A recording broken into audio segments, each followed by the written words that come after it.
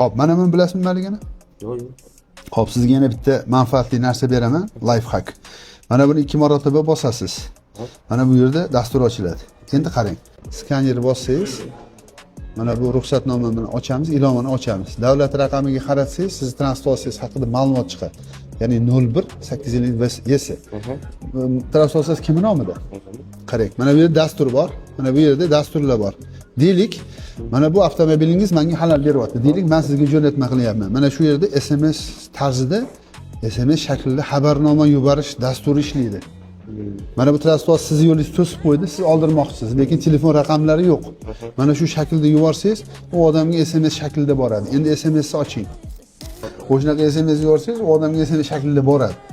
Bemalol chiqib mashinani olib qo'yish iltimosini qo'yasiz. O'tda dasturda ko'p yaxshi narsalar bor, manfaatli. Kimgadir manfaatli, sizga manfaatli. Tushundingizmi? Sog' bo'ling, salomat bo'ling. Xo'p, sog' bo'ling. Xo'p. Rahmat sizga ham.